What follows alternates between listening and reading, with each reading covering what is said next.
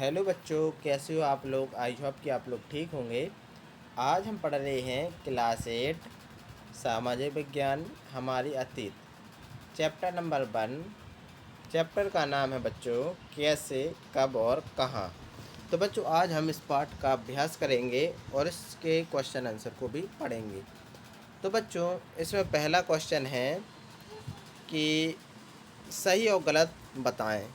तो पहला क्वेश्चन है कि जेम्स मिल ने भारतीय इतिहास को हिंदू, मुस्लिम, ईसाई 3 कालखंडों में बांट दिया था।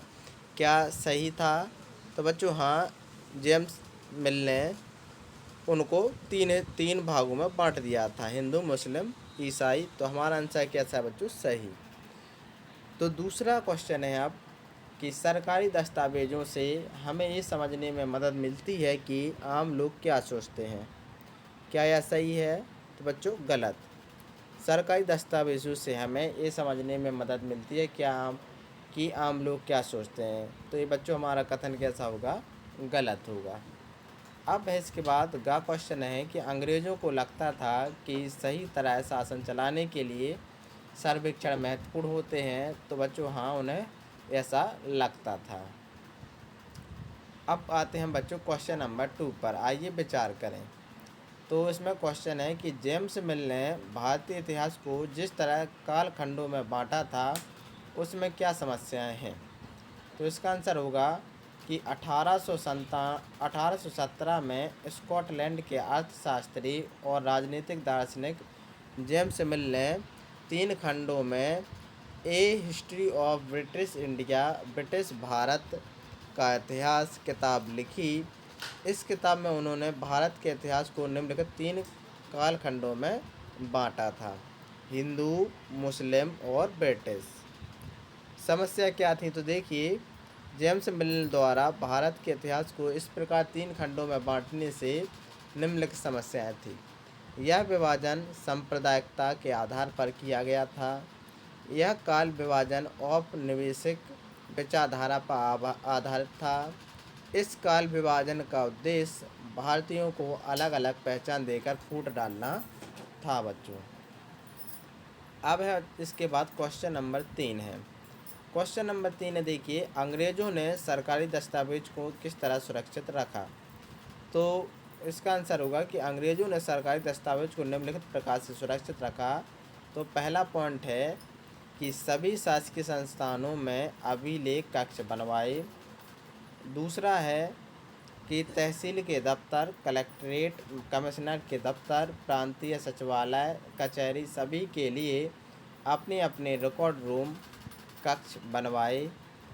तीसरा पॉइंट होगा कि महत्वपूर्ण दस्तावेजों को सुरक्षित रखने के लिए अभिलेखागार और संग्रहालय जैसे संस्थान भी बनवाए।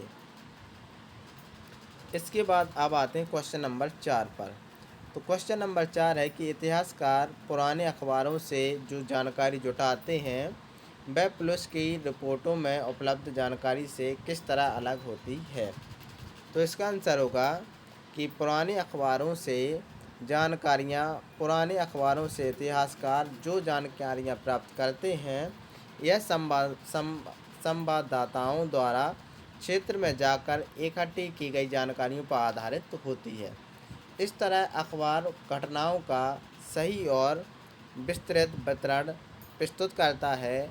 पुलिस रिपोर्ट के पक्षपातपूर्ण होने की संभावना होती है, क्योंकि पुलिस रिपोर्ट सरकार की सोच, वरिष्ठ अधिकारियों के दबाव तथा जांच अधिकारी के व्यक्तित्व पर निर्भर होती है बच्चों। इसके बाद क्वेश्चन नंबर 5 है। इसमें है क्वेश्चन है कि क्या आप आज की दुनिया के कुछ सर्वेक्षणों का उदाहरण दे सकते हैं।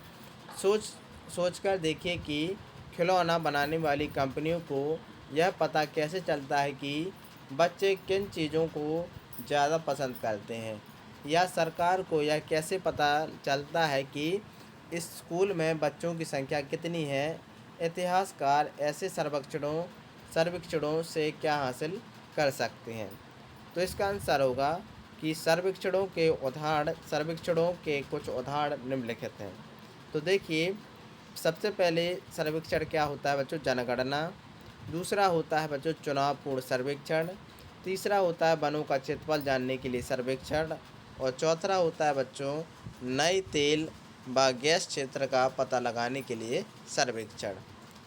तो इसके बाद आते हम खिलौने बनाने वाली कंपनियां। तो देखिए बच्चों, खिलौने बनाने वाली कंपनियां भी सर्वेक्षण के माध्यम से बच्चों की पसंद का पता लगाती है। इसके बाद है बच्चों स्कूल में बच्चों की संख्या जानने के लिए। तो स्कूल में बच्चों की जनसंख्या जानने के लिए सरकार क्या करती है? तो देखिए, सरकार स्कूल और प्रशासनिक अधिकारियों की रिपोर्ट के सर्वेक्षण के आधार पर स्कूलों में बच्चों की संख्या पता लगाती है। अब इतिहासकार कैसे करते हैं? तो देखिए, इतिहासकारों के लिए सर्वेक्षणों का महत्व। इतिहासकार सर्वेक्षणों से विभिन्न जानकारियाँ इकट्ठा कर सकते हैं और समाज में आ रहे बदलाव के विषय में लिख सकते हैं। तो बच्चों, आज की ये रही हमारी पाठ की वीडियो। तो अब अगर आपको ये अच्छी लगी होगी तो प्लीज़ लाइक एंड सब्सक्राइब करना ना भूलें। Thank you.